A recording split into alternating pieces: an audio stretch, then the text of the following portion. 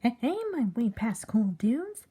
This is Sonic the Hedgehog here, and today I will be reading you all Chapter 7 of The Walking Dead Hope, which is the Walking Dead fan fiction written by Goofy Gomez from Wattpad. Goofy Gomez, thanks a lot for giving us permission to read your stories, pal. Now, since the rest of my friends read the first 6 chapters, I thought it would be a great idea to actually read the 7th chapter.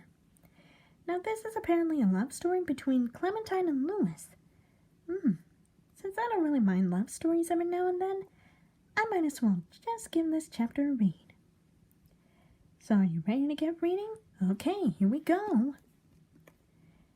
Can you give me a piggyback, Daddy?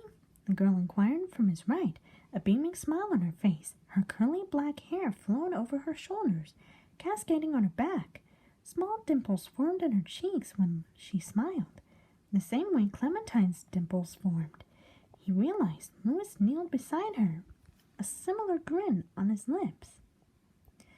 "Of course, kiddo," said Louis, pressing his shoulders to the girl. With some effort, she clambered onto his back, and the man rose, making her squeal with joy. "Don't fall down, okay?" he said. "Then don't drop me," she giggled, taking hold of his dress with her small hands. Louis walked forward through the forest, the afternoon sun shining on them from up above. Birds chirped as they passed, the girls' squeals bringing them out of their nests.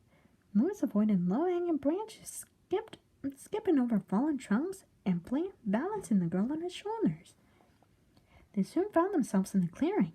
He stopped walking, raising his arms to lower the girl onto the ground. A guttural growl erupted from a walker on the other side of the clearing, its one arm flailing in the direction. The girl let out a yelp and hid behind her father. Her tiny hands clutched his trench coat, pulling its fabric down. He cast a protective arm around her and retrieved his knife with his free hand. I got it, he said, charging at the moaning creature at full force and plunging in the knife deep into its skull. He turned and smiled at his daughter, whose face lit up. Louis noticed she had small clusters of freckles cascading from her cheeks all the way down to her neck. He approached her, pocketing his knife. "That was so cool," she exclaimed, balancing on the balls of her feet.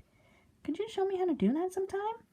"You got it, kiddo," he promised, ruffling the girl's curly hair.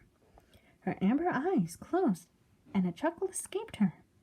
A soft rustle of leaves on the right caught Louis's attention. He pressed a finger to his lips, shaking his head at his daughter. She nodded. He crept forward, knife in hand. As he got to a bush, Louis slapped away a sizable branch.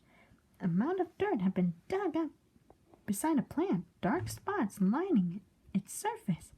Raising an eyebrow, he slowly reached for the mound and started brushing away the excess dirt. He caught a glimpse of a deep blue underneath, and he frowned. Kneeling down, he dug up the rest of it and gasped. Clementine's hat was lying on the ground in front of him. That familiar splash of blood on his cap and his fabric torn. He blinked a few times, shaking his head. "What the?" he muttered. He muttered slowly, reaching for the hat. He turned it in his hand, examined it for clues. It had nothing out of the ordinary, other than the fact that it wasn't on Clem's head. "Hey, what do you think?" he began, trailing off, when he turned and found no trace of his daughter. He stood up and looked around. Clem's hat gripped firmly in his left hand. The clearing was just as he found it, with the exception of the 6-year-old amber-eyed girl that had been beside him not 2 minutes ago.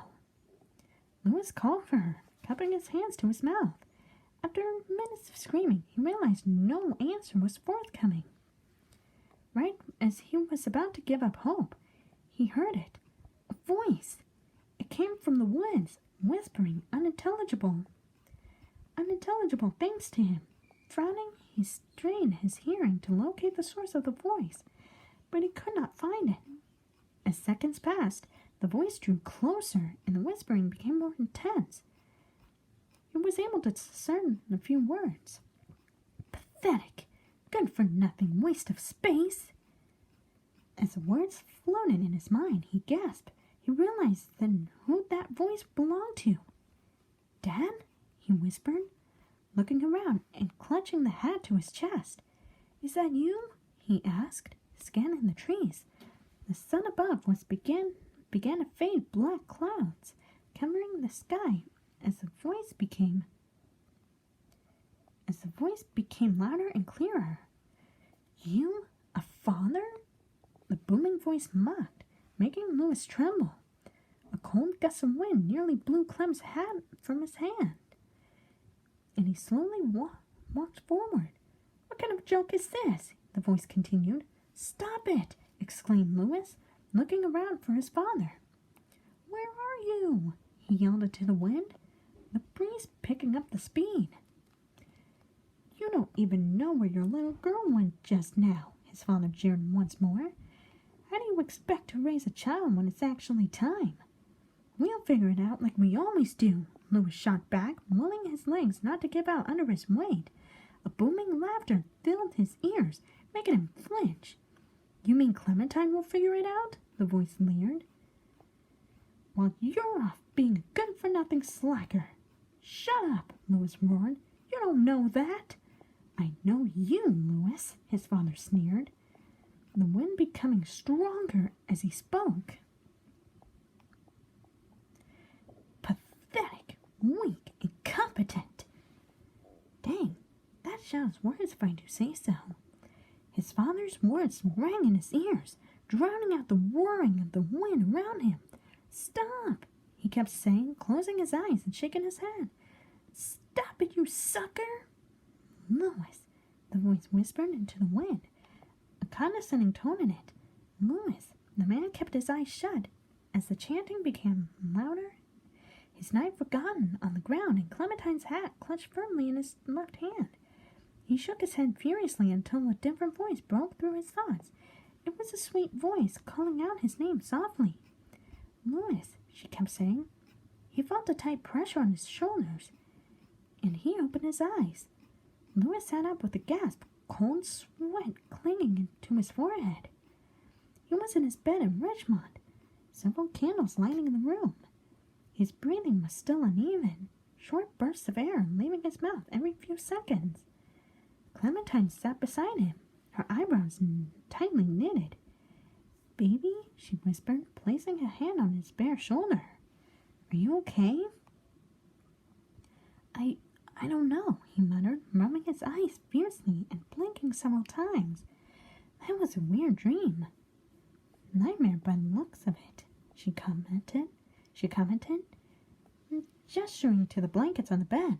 The fabric sprawled everywhere. She straightened up, crossing her arms in her lap. Want to talk about it? Taking a deep breath, Louis retold his dream to Clementine, sparing no detail. She smiled at the idea of him dreaming about their child. He told her about the walker he and their daughter encountered, and her reaction to it. He went into detail about her appearance, the way the curly brown hair flowed with the movement, and the golden hue of her eyes. It seems like you're describing a younger version of me, she interrupted, a smile tugging at her lips. She looked very much like you, yes, he conceded, chuckling. Why ruin perfection after all? He added, a smug grin on his face. Clementine blushed, looking away and brushing a strain of hair away from her face. Continue. Oh, excuse me. He then frowned, struggling to remember the details of what came after. His memory was a haze, and he couldn't only remember hearing his father's voice, recalling his dad's words as best as he could. He finished talking and slumped his shoulders. He lay back on his pillow, closing his eyes. Clementine took a moment to process the information and then followed his lead. She lay back down next to him, placing a soft hand on his chest. She usually did this at night. She enjoyed the way his chest rose and fell in with his breathing, which seemed to calm her down after her own nightmares. "You shouldn't listen to your father, Louis," she whispered, nuzzling her head and the crook of her neck. "He's not around anymore. And you're a grown man." "I know, but he was right anyway," he countered, clumsily wrapping an arm over her shoulder and kissing on top of her head. He most certainly wasn't," she argued, shaking her head. You're much more important than you give yourself credit for. I know neither me nor AJ would have made it this far without you," she assured him. And this is where we'll stop for part 1. Stay tuned for part 2 of Sonic the Hedgehog Reads Chapter 7, Walking Dead Hope.